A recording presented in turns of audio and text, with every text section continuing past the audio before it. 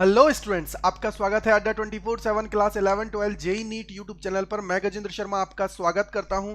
तो भाई एक बार जल्दी से बता दीजिए कि क्या मेरी जो आवाज़ है वो सही आ रही है नहीं आ रही है, और हमारी जो वीडियो क्वालिटी है वो सही आ रही है नहीं आ रही। फटाफट से एक बार कमेंट करके बता दीजिए। अगर सारी चीज़ ओके है तो हम लोग अपना जो आज का टॉपिक है उसकी ओर बढ़ते हैं। और आज जो हम लोग करने वाले हैं वो बहुत इंपॉर्टेंट है। क्या है भाई? बहुत इंपॉर्टेंट है। चैप्टर नंबर 2 हमारा जो चल रहा है वो हमारा क्या है, रिविजन सीरीज के अंदर चैप्टर नंबर जो 2 चल रहा है। आज मैं उसके कुछ इंपॉर्टेंट एमसीक्यूज कराने वाला हूं। एमसीक्यू सीरीज के अंदर हमने बहुत सारे प्रश्नों को किया था, बट इसके अंदर हम लोग क्या करने वाले हैं, कुछ अच्छे अच्छे एमसीक्यूज को हम लोग करने वाले हैं, जिसके अंदर हम लोग देखने वाले हैं कि किस प्रकार के प्रश्न हमें परीक्षा के अंदर देखने को मिलेंगे और कैसे उसे हमें अटेम्प्ट करना चाहिए और किस प्रकार की अप्रोच हमें रखनी चाहिए। वो सारी चीज़ों को मैं बारीकी से आप लोगों को समझाने वाला हूं। तो भाई जल्दी से एक बार शेयर कर दीजिए और एक बार सेशन को लाइक कर दीजिए। उसके बाद में हम लोग अपने सेशन की ओर बढ़ते हैं। तो इसका चैप्टर का नाम है वो हमारा है स्थिर वैद्युत विभव एवं धारिता। क्या है? स्थिर वैद्युत विभव एवं धारिता, ये आप लोगों के चैप्टर का नाम है। और इसके अंदर हम लोग करने वाले हैं आज कुछ एमसीक्यूज को जो बेस्ड होंगे आपके हर एक कॉन्सेप्ट के ऊपर। तो भाई ये है मेरे बारे में। मेरा नाम गजेंद्र शर्मा है और आप जैसे प्यारे प्यारे बच्चों को पढ़ाते हुए मोर देन 5 इयर्स का टीचिंग एक्सपीरियंस हो गया है ऑनलाइन और ऑफलाइन के अंदर। तो उसी टीचिंग एक्सपीरियंस का आपको फायदा उठाना है, चीज़ों को समझना है, चीज़ों को कनेक्ट करना है। जो आपने सपना देखा है पूरे में से पूरे मार्क्स लाने का, उसको पूरा करना है और चीज़ों को कनेक्ट करते हुए आगे बढ़ना है। तो दिमाग शांत कर लीजिए। दिमाग शांत करने के बाद में जब चीज़ें एक साथ आप लोग सोचोगे, अपनी पेन कॉपी लेके बैठ जाइए, क्योंकि पहला प्रश्न आने वाला है वही सेम अपना जो पहले हम लोगों ने एमसीक्यू सीरीज के अंदर किया था कि सर वही हम लोग 30 सेकंड का टाइमर हम लोग देंगे। टाइमर नहीं आएगा बट हम लोग समझेंगे कि 30 सेकंड हम लोग आपको दे रहे हैं। 30 सेकंड्स में आप उसका जवाब दीजिए कि क्या उसका राइट आंसर है। बिल्कुल कमेंट सेक्शन के अंदर मुझे हर किसी का आंसर चाहिए। तो देखिए भाई, पहला प्रश्न आ गया है। प्रश्न को हम लोग पढ़ते हैं और देखने की कोशिश करते हैं कि सर इसका राइट आंसर क्या होगा। बिल्कुल सिंपल प्रश्न है भाई। प्रश्न हमारा कह रहा है कि सर वैद्युत क्षेत्र में किसी द्विध्रुव को घुमाने में किया गया कार्य होता है। कितना हमारा कार्य होता है? क्या ये W बराबर ME1 माइनस कॉस थीटा के बराबर होता है, या सेकंड जो ऑप्शन है वो है W बराबर ME टेन थीटा के बराबर है, सी बराबर क्या है W बराबर ME सेक थीटा के बराबर होता है, या हमारा जो लास्ट ऑप्शन है वो है इनमें से कोई नहीं। जल्दी से मुझे कमेंट सेक्शन के अंदर इसका आंसर चाहिए। जल्दी से मेरे भाई बताइए क्या इसका राइट आंसर होगा। जल्दी से एक बार मुझे राइट आंसर चाहिए। फटाफट से एक बार बता दीजिए कि क्या इसका राइट आंसर होगा। जल्दी से मुझे जानना है भाई, राइट आंसर इसका क्या होगा। फटाफट से बताइए राइट आंसर क्या है इसका। क्या इसका राइट आंसर है? जल्दी से मुझे इसका राइट आंसर जानना है। फटाफट से मुझे बता दीजिए। जल्दी से एक बार बता दीजिए क्या इसका राइट आंसर है और कैसे हमें इसको करना है। फटाफट से एक बार जल्दी से मुझे बता दीजिए। जल्दी से मेरे भाई बता दीजिए फटाफट से एक बार क्या इसका राइट आंसर है। इंपॉर्टेंट सवाल है भाई, इंपॉर्टेंट सवाल है। तो भाई देखिए, इसको हम लोग बोले तो सीधा सीधा हम लोग सर एलिमिनेट करके भी कर सकते हैं। कैसे कर सकते हैं भाई? आप लोगों को मैंने बताया था कि सर जब भी हम लोग W की बात करते हैं, जब भी हम लोग W की बात करते हैं या हम लोग पूरे चैप्टर की बात करते हैं, मैं चाहे पहले और सेकंड चैप्टर की मैं बात करूं, तो उसमें हमारी दो टर्म काम में आती है, एक तो साइन थीटा, एक कॉस थीटा। या तो हम लोग दो संख्याओं का अदिश गुणनफल करते हैं, यानी कि सर दो सदिश हैं, उसके बाद में हम लोग उनका गुणनफल कर रहे हैं और हमें जो चाहिए वो संख्या अदिश है, तो सर हम लोगों के लिए हम लोग क्या लेते हैं, जब डॉट प्रोडक्ट के अंदर उसको हटाते हैं तो हम लोग क्या लेते हैं, कॉस थीटा। और उसके अलावा हम लोग क्या लेते हैं, साइन थीटा। जब दो सदिशों को हम लोग गुणा करते हैं क्या लेते हैं, साइन थीटा। इसका मतलब हुआ कि सर हमने पूरे चैप्टर के अंदर कभी भी टेन थीटा नहीं पढ़ा और ना ही कभी सेक थीटा पढ़ा। यानी कि सर ये दो ऑप्शन है बी और सी, इनको तो हम लोग देखते ही खत्म कर देंगे, देखते ही खत्म कर देंगे। बिल्कुल टाइम वेस्ट नहीं करना है इन दोनों ऑप्शंस के ऊपर। दो बिल्कुल कभी भी टाइम वेस्ट नहीं करना है। ये जो दो ऑप्शन है सर टेन थीटा और सेक थीटा के तौर पे हमें जो दिए हैं कि सर टेन थीटा आएगा या सेक थीटा आएगा, इन दोनों ऑप्शनों पे तो बात ही नहीं करनी है। बिल्कुल भी इन पे ध्यान नहीं देना है, सीधा सीधा इनको गलत कर देना है। और भाई लास्ट जो दे रखा है इनमें से कोई नहीं, इसको भी बिल्कुल हम लोग गलत कर देंगे। क्यों कर देंगे? क्योंकि मैंने आप लोगों को बताया था कि सर हमारा ME के रिस्पेक्ट में आएगा और कॉस थीटा आता है। क्या आता है? कॉस थीटा हमारा आता है। यानी कि इसका जो ऑप्शन नंबर ए है वो बिल्कुल करेक्ट है। क्या है भाई? ऑप्शन नंबर ए है वो बिल्कुल करेक्ट है। तो सारे लोग भाई कमेंट सेक्शन के अंदर बताइए चीज समझ में आई नहीं आई। जल्दी से मुझे कमेंट सेक्शन के अंदर सबके आंसर चाहिए। अगले प्रश्न की ओर बढ़ते हैं। बताइए दूसरा प्रश्न आप लोगों के सामने है। बहुत अच्छा, बहुत प्यारा सवाल है। सबसे पहले पढ़िए और क्या आंसर आता है वो मुझे बताइए। प्रश्न कहता है कि सर एक समविभवी तल के एक बिंदु से दूसरे बिंदु तक ले जाने में आवेश पर क्षेत्र द्वारा किया गया कार्य होगा। कार्य की बात हुई है कि सर कार्य कितना होगा, वो हमसे पूछा है। यानी कि अगर मैं कार्य की बात करूं, जितने भी इंग्लिश के स्टूडेंट्स हैं उनके लिए मैं बता देता हूं, कार्य का मतलब होता है वर्क। कितना वर्क होगा, बताओ कि कितना वर्क होगा। क्या हमारा ये धनात्मक होता है, ऋणात्मक होगा, शून्य होगा, या इनमें से कोई भी नहीं? क्या इसका राइट आंसर है? जल्दी से मुझे जानना है भाई, फटाफट से बताइए क्या इसका राइट आंसर होगा। जल्दी से बताइए क्या इसका राइट आंसर है, क्योंकि सवाल अच्छा है, मेन चीज है सवाल अच्छा है, कॉन्सेप्ट बेस्ड है, अप्रोच चेक करना चाहता है एग्जामिनर ऐसे सवाल देके आपकी, कि आप किस प्रकार से इसके अंदर अप्रोच रखते हो और कैसे सवालों को हल करते हो। मेन चीज यही है इसके अंदर, इससे ज्यादा और दिमाग हमें कहीं भी नहीं लगाना है, क्योंकि दिमाग जितना ज्यादा हम लोग लगाएंगे उतना ज्यादा ये सवाल है नहीं उस लेवल का, सवाल है बिल्कुल नॉर्मल, सिर्फ कंसेप्ट बेस्ड है। कंसेप्ट आता है तो हम लोग आराम से कर लेंगे। कैसे है देखिए, इस सवाल के अंदर मैं बात करूं तो बोला गया है एक समविभव तल। क्लियर कट इस वर्ड को समझो पहले, इसका मतलब क्या हुआ है, समविभव पृष्ठ, या हम लोग बोल सकते हैं तल। तो इसका मतलब क्या है कि सर उस पृष्ठ पे या उस तल के ऊपर हमारा कहीं भी हम लोग जाएंगे उसके ऊपर समविभव है। यानी कि सर विभव, अगर मान लीजिए मैं बोलता हूं कि अगर 4 वोल्ट है तो भाई उस पे कहीं भी आप चले जाइए, कहीं भी किसी पॉइंट पे भी चले जाना, वो 4 ही रहेगा। क्या रहेगा? 4 ही रहेगा। क्लियर बात है। अब हमारा आता है, मैंने आप लोगों को जब ये चैप्टर स्टार्टिंग हुआ था उसके अंदर एक फार्मूला मैंने आप लोगों को बताया था मेरे भाई, वो बताया था सर विभवांतर जो हमारा होता है, क्या होता है, जो हमारा विभवांतर होता है वो बराबर हमारा होता है मेरे भाई कार्य बटे आवेश के। इसके बटे कार्य बटे आवेश के। और जितने भी मेरे इंग्लिश के स्टूडेंट्स हैं भाई उनके लिए मैं बता देता हूँ, विभवांतर का मतलब होता है पोटेंशियल डिफरेंस, और कार्य जो होता है इसका मतलब होता है वर्क, और यहाँ पे है अपॉन में है चार्ज। क्या हो जाएगा? चार्ज। ठीक है। इसका मतलब क्या हुआ कि सर अगर विभवांतर की मैं बात करता हूँ तो भाई अगर मेरे किसी भी मैं पृष्ठ पे जाता हूँ सर वो सेम मान रहेगा, यहाँ भी सेम है, यहाँ भी सेम है, यहाँ भी सेम है, यहाँ भी सेम है, यहाँ भी सेम है। तो इसका मतलब हुआ क्या कि सर इसके जो ये हमारा विभवांतर होता है ये एक्चुअली में क्या होता है कि सर कोई भी मैं 2 पॉइंट ले लेता हूं और उन 2 पॉइंटों की अगर मैं बात करता हूं तो वहां पे जितना विभव होगा उनके बीच में जो अंतर होता है उसको मैं विभवांतर बोल देता हूं। कैसे कि मान लीजिए ए पॉइंट पे मेरा 10 है, बी पॉइंट पे मेरे 12 है, तो दोनों का डिफरेंस कितना हो गया? 2। Logic clear? 2 हुआ तो 2 का मतलब क्या हुआ सर, वो हमारा क्या कहलाएगा? विभवांतर। क्या कहलाएगा? विभवांतर। लेकिन हम लोगों की कंडीशन क्या दे रखी है? समविभव पृष्ठ, यानी कि समविभव तल। लॉजिक क्लियर दिमाग में लाओ। सम का मतलब क्या है? समान। और विभव का मतलब सर जो वहां पे विभव है वो समान है। अगर समान है तो इसका मतलब क्या हुआ कि उन दोनों के बीच का अंतर कितना है सर? 0 है। क्यों? हर पॉइंट पे समान होगा, चाहे ए पे चल जाओ, बी पे चल जाओ, सी पे चल जाओ, डी पे चल जाओ, कोई भी 2 पॉइंट लूंगा उनके बीच का डिफरेंस जो लूंगा वो कितना आएगा? 0। अगर सर मेरा पोटेंशियल डिफरेंस 0 है और यहाँ पे क्या है? वर्क है, और अपॉन में क्या है भाई? कोई भी मैं एक चार्ज ले लेता हूं, मान लीजिए सर क्यू ले लेता हूं थोड़ी देर के लिए, तो भाई इन दोनों को मैं मल्टीप्लाई करूंगा, 0 से क्यू को मल्टीप्लाई करूंगा तो यहां से वर्क कितना आ जाएगा भाई मेरे? वर्क हमारा आ जाएगा सर 0। क्या आ जाएगा सर? 0 हमारा वर्क आ जाएगा। और मेरे भाई जब 0 वर्क आ रहा है तो इसका मतलब क्या है कि सर वो उस पृष्ठ पे कहीं भी अगर वो घूमेगा, एक बिंदु से दूसरे बिंदु पे जाएगा, तीसरे पे जाएगा, चौथे पे जाएगा या हजारवें पे जाएगा, उसको कोई कार्य नहीं करना पड़ेगा। यानी कि इसका जो ऑप्शन नंबर सी है वो बिल्कुल एकदम करेक्ट है और सही है। बिल्कुल एकदम करेक्ट है, कोई दिक्कत नहीं है, बिल्कुल एकदम 100% सही है। अब आता है कि सर ये धनात्मक और ऋणात्मक का क्या कॉन्सेप्ट है। तो भाई हमारे काम की बात आती है, मान लीजिए एक पृष्ठ से दूसरे पृष्ठ पे जाए, एक पृष्ठ से दूसरे पृष्ठ पे जाए, एक से दूसरे पे, सेम पे नहीं घूमेगा, एक से दूसरे पे जाएगा, तो सर उसको कार्य करना पड़ेगा, क्योंकि हर किसी की एक रेंज होती है। मान लीजिए इस पृष्ठ का 4 है, दूसरे पृष्ठ का 6 है, दोनों के बीच में डिफरेंस जनरेट हुआ। अगर दोनों के बीच में डिफरेंस जनरेट हुआ है तो हम लोग सीधा सीधा कहेंगे कि सर उसको काम करना पड़ेगा। क्या करना पड़ेगा? काम करना पड़ेगा, अगर वहां पे डिफरेंस जनरेट हो रहा है तो। Logic clear? उम्मीद करता हूं कि आपको ये सवाल समझ में अच्छे से आ गया है।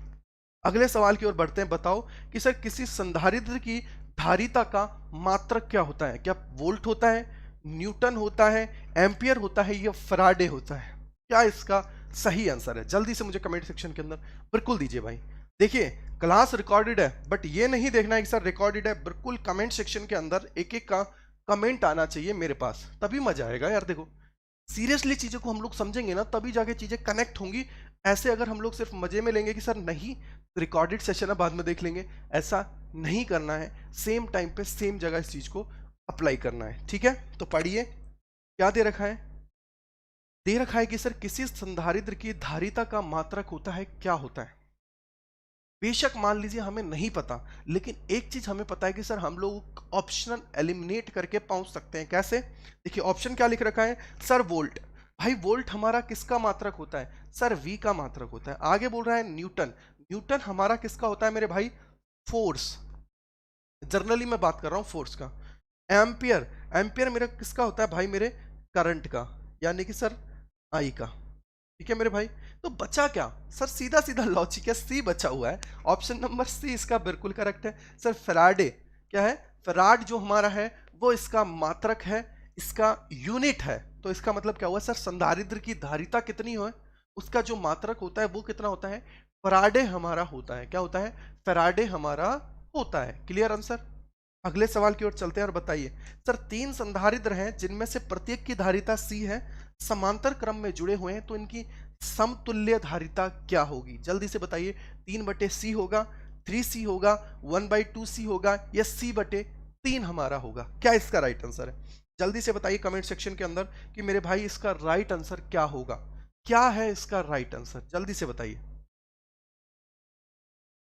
क्या इसका राइट आंसर है। क्या ए है, क्या बी है, क्या सी है, या क्या डी हमारा इसका राइट आंसर है। जल्दी से मुझे जानना है भाई, फटाफट से मुझे बताइए क्या इसका राइट आंसर होगा। क्या इसका राइट आंसर होगा, जल्दी से बताइए, फटाफट बताइए मेरे भाई, जल्दी से बताइए। चलिए पढ़ते हैं सवाल को और देखने क्या कहने की कोशिश करता है। 3 संधारित्र जिनमें से प्रत्येक की धारिता सी है। भाई मैं बोलता हूं यहां पे क्या है सर, C1 है, C2 है, C3 है, उनकी सबकी धारिता कितनी है मेरे भाई, सी है। क्लियर बात, कंसेप्ट क्लियर। समांतर क्रम में जुड़े हुए हैं, क्या जुड़े हुए हैं, समांतर क्रम में जुड़े हुए हैं। अब भाई मेरे समांतर क्रम में जुड़े हुए हैं तो लॉजिकली लगाओ कि सर मैंने आप लोगों को एक हिंट दिया था बेटा, क्या दिया था कि सर रेजिस्टेंस की जो मैं बात करता हूं, इसका जो सीरीज का मान होता है, इसका सीरीज का जो मान होता है वो हमारे कैपेसिटर के पैरेलल का मान होता है। क्या होता है, पैरेलल का मान होता है। और जो इसके पैरेलल का मान होता है उसके जस्ट अपोजिट वो हमारे किसका होता है, सीरीज का होता है। क्या होता है, सीरीज का। यानी कि सर अगर हमारे यहाँ पे सीरीज की मैं बात करता हूँ तो रेजिस्टेंस को हम लोग क्या लेते हैं बेटा, सबको जोड़ते हैं। क्या करते हैं, सबको जोड़ते हैं। तो उसी प्रकार से पैरेलल में क्या होगा, यहाँ पे कैपेसिटर की मैं बात करूंगा कि सर एक सी तुल्य हमारा क्या होगा, ये देखिए दोनों सेम होगा। तो इसका मतलब क्या है, देखिए लॉजिकली देखिए, यहाँ पे देखिए सी तुल्य की मैं बात कर रहा हूँ, तो सी तुल्य क्या हो जाएगा सर, जस्ट अपोजिट पैरेलल में ये हमारा हो जाएगा। यानी कि सर सी तुल्य हमारा क्या हो जाएगा, पैरेलल की अगर मैं बात करूं तो सर सबको हमारा क्या कर देंगे, ऐड कर देंगे। सबको क्या कर देंगे, ऐड कर देंगे। ठीक है, यहाँ अगर ये पैरेलल में है कि सर 1/r बराबर क्या है, 1/r1 plus 1/r2 plus 1/r3, ये हमारा है। तो ये हमारे सीरीज के अंदर क्या होगा भाई, मेरे सीरीज के अंदर क्या होगा, अगर मैं सीरीज की बात करता हूं तो सर सीरीज के अंदर क्या हो जाएगा, ये सबका क्या हो जाएगा भाई मेरे, 1/c तुल्य बराबर क्या हो जाएगा, 1/c1 प्लस 1/c2 और आगे बढ़ता जाएगा। यहाँ पे क्या केस है, समांतर है, इसका मतलब क्या हुआ, ये सर पैरेलल का केस है। और पैरेलल का केस है तो इसका मतलब क्या हुआ सर, तीनों को जोड़ दीजिए, क्या आ जाएगा 3c। और 3c इसका हमारा क्या हो जाएगा मेरे भाई, राइट आंसर हो जाएगा। 3c क्या है, इसका राइट आंसर है, यानी कि बी ऑप्शन हमारा करेक्ट है। ये कब है, समांतर क्रम में, क्या है, समानांतर क्रम में। ठीक है भाई, उसी प्रकार से अगर मान लीजिए मेरा सीरीज होता तो सीरीज में ऑप्शन कौन सा आ जाता, c/3 है। क्या है, c/3, ये हमारा क्या हो जाता मेरे भाई, देखिए कैसे आता, 1/c तुल्य हमारा हो जाता। सब सेम है तो सेम का मतलब क्या हो गया सर, 3/c हो जाता। और भाई 3/c है तो c तुल्य का मान अगर मुझे चाहिए तो क्या आ जाएगा सर, c/3, यानी कि डी हमारा ऑप्शन जो है वो हमारा बिल्कुल करेक्ट होता। इस केस में, सीरीज के केस में। क्लियर बात है। अगले ऑप्शन की ओर चलते हैं और अगला प्रश्न क्या कहता है, पढ़ने की कोशिश करते हैं और चीजों को समझने की कोशिश करते हैं। अगला कह रहा है किसी संधारित्र पर आवेश की स्थितिज ऊर्जा का व्यंजक है, कौन सा इसमें से हमारा राइट फॉर्मूला है स्थितिज ऊर्जा के लिए, जल्दी से मुझे बताइए। अब सबसे पहले देखिए, अगर कोई किसी को नहीं पता तो स्थितिज ऊर्जा मैं बता देता हूं कैसे हम लोग लिखते हैं। सर स्थितिज ऊर्जा कैसे, एक एग्जांपल दे दीजिए, मजा आ जाएगा। भाई मेरे, ये मेरा पेन है, नीचे पड़ा हुआ है, मैं हर बार क्लास के अंदर यही एग्जांपल देता हूं। नीचे से अगर मैं इसको उठा के लेके आता हूं, मुझे कार्य करना पड़ेगा, और वही किया गया कार्य अगर मैं इसको जाके यूं रख देता हूं, तो वही जो किया गया कार्य है वो स्थितिज ऊर्जा के रूप में संचित हो जाएगा। क्या होगा कि सर जो किया गया कार्य है वो स्थितिज ऊर्जा के रूप में संचित हो जाएगा। क्लियर बात है, क्या हो जाएगा, स्थितिज ऊर्जा के रूप में संचित हो जाएगा। और जब मैं इसकी बात करता हूं, सर संधारित्र की मैं बात कर रहा हूं, क्या है, संधारित्र की मैं बात कर रहा हूं, तो भाई मेरे क्या आ जाएगा, जल्दी से मुझे बताइए, जल्दी से मुझे बताइए कि सर यहाँ पे यू मान लीजिए या ई मान लीजिए। भाई देखिए, जिनको पता हो तो वो इसको काट भी सकते हैं। कैसे, सर सी और डी ऑप्शन की बात करूं, यहाँ एफ दे रखा है, यहाँ एफ दे रखा है, तो मेरे भाई ऊर्जा की बात है तो एफ का तो कोई लॉजिक ही नहीं है। एग्जामिनर ने सिर्फ पागल बनाने के लिए हमें ये दो ऑप्शन दिए हैं। क्लियर बात है। अब जो लड़ाई है हमारी वो है सर हमारी बी और ए के लिए। बी और ए के लिए अब हमें चेक करना है कि बी सही है या ए सही है। तो भाई ऊर्जा की मैं बात कर रहा हूं, ऊर्जा बराबर क्या हो जाएगा, मैं ई के तौर पे ले लेता हूं 1/2 CV स्क्वायर। ठीक है, CV स्क्वायर है, ये फॉर्मूला होता है जो हमें ड्राइव करना पड़ता है, आपको याद रखना है। तो E बराबर क्या है, 1/2 CV स्क्वायर। देखते ही तो ए ऑप्शन हमारा करेक्ट है, बट इसके पीछे का लॉजिक हमें और देखना है कि सर मान लीजिए ये जो नीचे वाला क्यूब और V के रूप में है, क्या ये भी सही है या नहीं है, ये भी तो हमें चेक करना है ना। हम लोग डायरेक्ट एक को देख कर नहीं बोल सकते ना, जब दो ऑप्शंस में लड़ाई है, ऑलमोस्ट एक क्यू के रूप में एक वी के रूप में। तो भाई कुछ नहीं है, सिर्फ मान रख दीजिए। कैसे, सर क्यू बराबर क्या होता है, क्यू बराबर होता है CV। यहाँ पे भाई सी का मान रख लीजिए, सी बराबर क्या हो जाएगा सर, क्यू बटे में वी, क्यू बटे में वी हो गया। तो रखेंगे मान मेरे भाई, तो क्या हो जाएगा 1/2 सी का मान रखिए, क्या हो जाएगा क्यू बटे वी, और गुणा में आ जाएगा वी स्क्वायर। भाई एक से एक कट गया और क्या आ जाएगा 1/2 क्यू वी। क्लियर बात है, 1/2 क्यू वी। क्लियर बात है। सर ये हमारा लॉजिक नहीं है, यानी कि सर क्यू और वी के तौर पे ये ऑप्शन हमारा गलत हो गया है और ये हमारा क्लियर कट सही है। क्लियर कट क्या है मेरे भाई, सही है, यानी कि सर ऑप्शन नंबर ए हमारा बिल्कुल सही है। ई बराबर क्या होता है 1/2 CV स्क्वायर, क्या होता है CV स्क्वायर हमारा हो जाता है। समझ में आया नहीं आया, जल्दी से बताइए, कमेंट करके बिल्कुल बताना है समझ में आया या नहीं आया। जल्दी से एक बार कमेंट करके बताइए क्या आप लोगों को समझ में आया नहीं आया। बिल्कुल फील करना है जैसे क्लास के अंदर हम लोग पढ़ रहे हैं। क्या कर रहे हैं, क्लास के अंदर हम लोग पढ़ रहे हैं सारी चीजों को। क्लियर बात है मेरे भाई।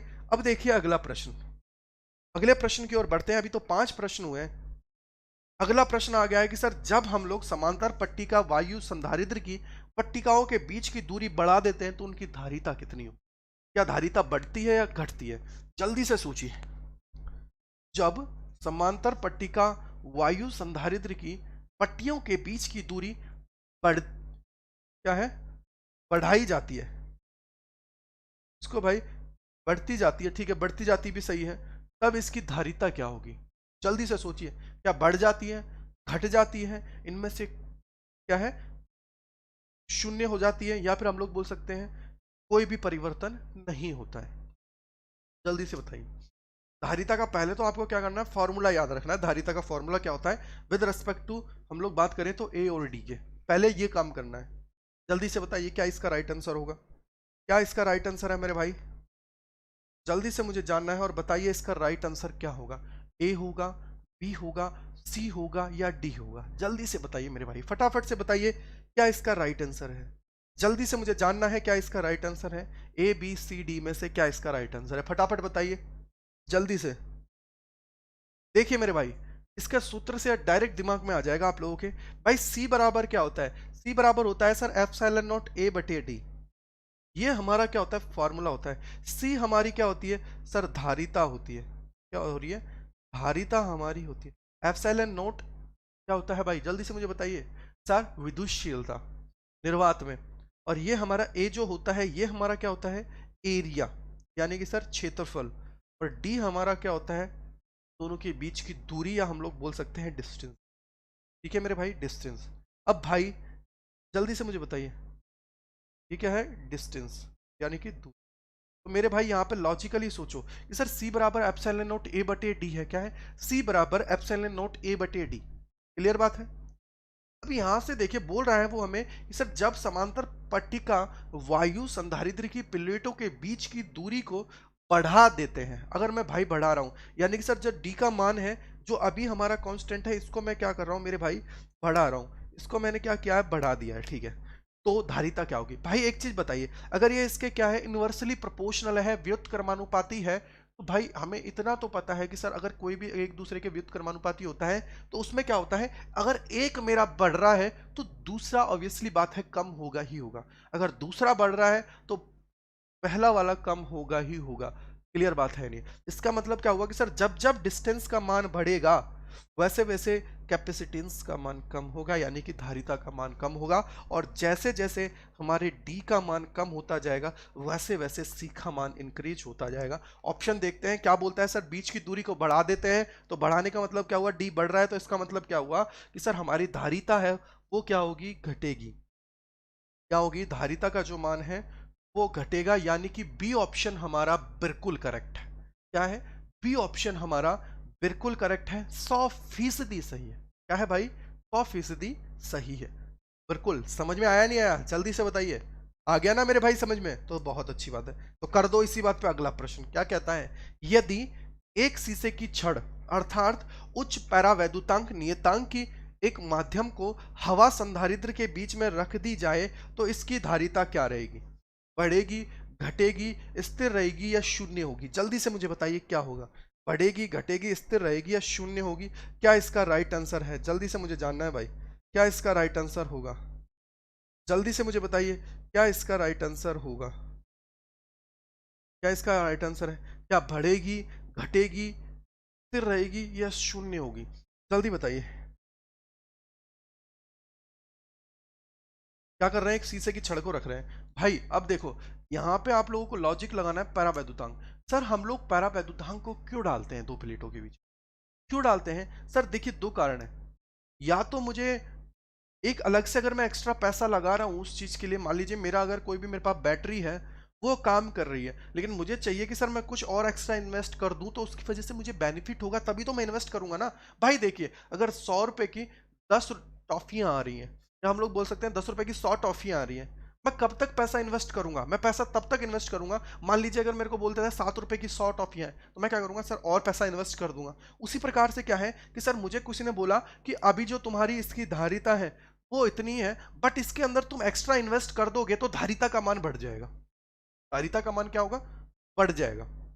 यही लॉजिक हुआ। तो इसका मतलब क्या है कि सर अगर मैं उसके अंदर एक शीशे की छड़ को डाल रहा हूं, शीशे की छड़ को डाल रहा हूं मेरे भाई, तो मैं क्यों कर रहा हूं ऐसा, जिससे क्या है मेरी जो धारिता है उसका मान बढ़ जाए, धारिता का मान क्या हो जाए, बढ़ जाए, इसलिए मैं उसके अंदर चेंजेस कर रहा हूं, इसलिए मैं उसके अंदर चेंजेस कर रहा हूं। यानी कि सर अगर मेरी धारिता का मान बढ़ जाता है तो मैं बोलूंगा कि मैं उसके अंदर जो चेंजेस कर रहा हूं वो सही है, एकदम परफेक्ट है। क्या है, एकदम परफेक्ट है। तो क्यों करूंगा सर, सर धारिता का मान बढ़ेगा। तो ऑप्शन क्या हुआ भाई मेरे, इसका इसका जो है ए हमारा बिल्कुल सही है कि सर अगर धारिता का मान बढ़ेगा, धारिता बढ़ेगी, तो ही तो मैं उसके अंदर शीशे की छड़ को, यानी कि सर जो भी मैं इसके अंदर पैरावैद्युतांक डालूंगा, के जो हमारा होता है, आपको याद हो तो हम लोग क्या लेते हैं, के लेते हैं, क्या लेते हैं, के लेते हैं, तो वही हमारा क्या होता है, पैरावैद्युतांक होता है। उसको हम लोग जो भी पैरावैद्युतांक पदार्थ को डाल रहे हैं वो क्यों डाल रहे हैं, उसके पीछे का कारण क्या है? सर इसलिए डाल रहे हैं जिससे मेरी धारिता इंक्रीज हो, उसका मान बढ़ जाए, इसलिए मैं उसके अंदर डाल रहा हूं। उम्मीद करता हूं 7वां सवाल क्लियर हो गया है, अच्छे से समझ में आ गया है। अगर अच्छे से समझ में आ गया है तो भाई बढ़ते हैं अपने अगले सवाल की ओर। अगला सवाल क्या कहता है कि सर समान धारिता के 3 संधारित्र को पहले समांतर क्रम में जोड़ा जाता है और बाद में फिर श्रेणी क्रम में जोड़ दिया जाता है, तो दोनों ही अवस्थाओं की तुल्य धारिताओं का अनुपात क्या होगा, उनका अनुपात क्या होगा? जल्दी से मुझे बताइए, जल्दी बताइए। ट्रिकी क्वेश्चन है आज का, जो लास्ट सवाल है बहुत ट्रिकी मैंने इसलिए दिया है कि थोड़ा दिमाग चले। याद है ना वो डायलॉग कि सर मेंटोस खाओ दिमाग की बत्ती जलाओ, वही सवाल है, एक मेंटोस का काम करेगा आपके लिए। जल्दी से बताइए लास्ट सवाल क्या कहता है।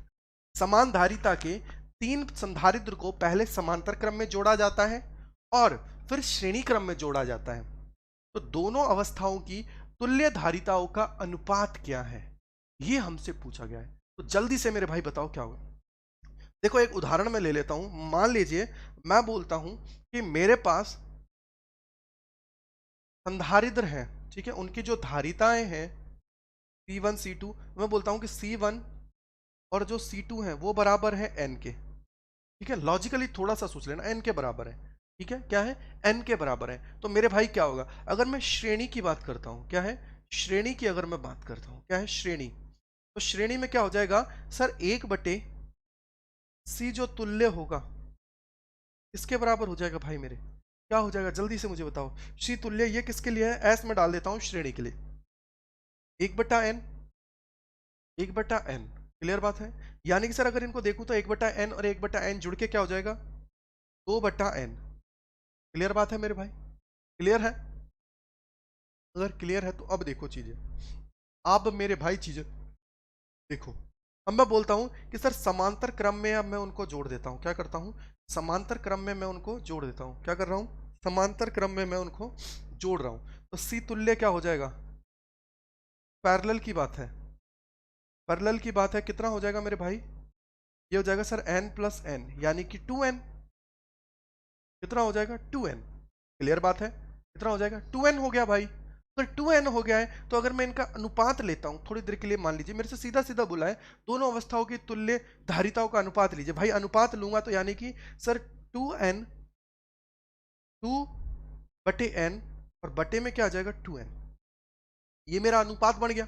अगर ये मेरा अनुपात है तो सर बटे में निकालने में हमें दिक्कत हो रही है, अगर दिक्कत हो रही है भाई तो इनको मल्टीप्लिकेशन में ले जाओ, काम आसान, 2/n गुणा में क्या हो जाएगा भाई मेरे 2n, देखिए क्या हो जाएगा, यहाँ 2n है तो ये नीचे चला जाएगा, क्या हो जाएगा 1/2n, क्या हो जाएगा मेरे भाई 1/2n, क्या हो जाएगा 1/2n, क्लियर बात है, 1/2n। और ये हमारा क्या है सर, सी तुल्य आ जाएगा, क्योंकि 1/, वो है सेम वही कॉन्सेप्ट है, या आप लोग करिए सी तुल्य बटे उसको रख लीजिए, तो दोनों बराबर है, दोनों बराबर है, ठीक है। तो ये हमारा क्या हो जाएगा सर, बटे में आ रहा है, या फिर आप लोग नहीं चाहते सर ये बटे में आए तो इसको सीधा सीधा क्या करिए, जो आपका पैरेलल वाला है उसमें भाग दे दीजिए सीरीज वाले का, क्या करो पैरेलल वाले में भाग दे दो सीरीज वाले का।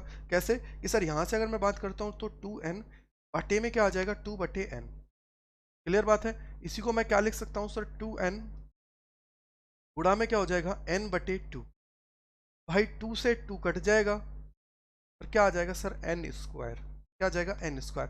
तो भाई मेरे चाहे n नंबर के लिए लेके जाओ चाहे कितने तक ही ले जाओ, इसका आने वाला क्या है n² ही है, क्या है आने वाला, क्या है n² ही है, क्या है मेरे भाई आएगा इसका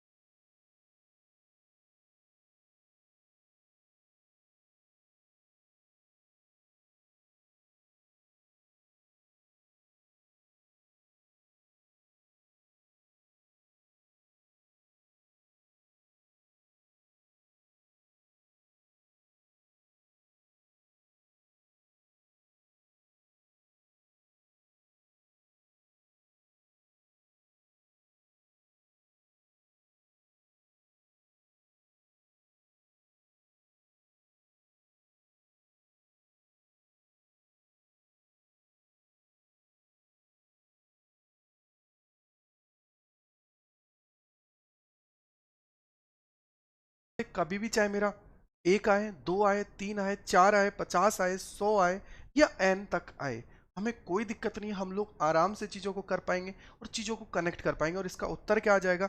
एन स्क्वायर हमारा इसका राइट आंसर आ जाएगा। क्या आ जाएगा मेरे भाई? एन स्क्वायर राइट आंसर आ जाएगा। तो भाई अब आपको क्या करना है, जो अपना टेलीग्राम चैनल है को ज्वाइन कर लीजिए, जिससे क्या है आप लोगों को बेनिफिट हो जाएगा। और बेनिफिट क्या होगा?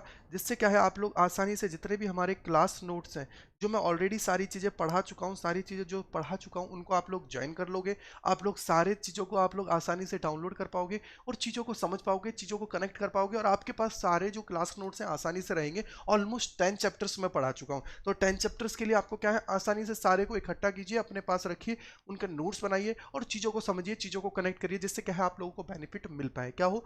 जिससे आप लोगों को बेनिफिट मिल पाए, आप लोग आसानी से चीज़ों को जोड़ पाएँ, चीज़ों को समझ पाएँ। ठीक है भाई? तो आप सभी का बहुत बहुत धन्यवाद। Adda 24/7 class 11-12 JEE NEET YouTube channel से जुड़े रहने के लिए आप सभी का बहुत बहुत धन्यवाद। उम्मीद करूंगा घर के अंदर रहें, स्वस्थ रहें, अच्छे रहें, अपने माता पिता की सेवा करें और भाई पढ़ाई अच्छे से करें। अगर मेरा पढ़ाया हुआ अच्छा लगा है तो इसको लाइक करें, कमेंट करें, शेयर करें और चैनल को क्या करना है, सब्सक्राइब जरूर करना है। तो मिलेंगे अपनी अगली क्लास में। आप सभी का बहुत बहुत धन्यवाद। घर में रहिए, सुरक्षित रहिए, अच्छे रहिए, अपने माता पिता की सेवा कीजिए। आप सभी का बहुत बहुत धन्यवाद प्यारे बच्चों।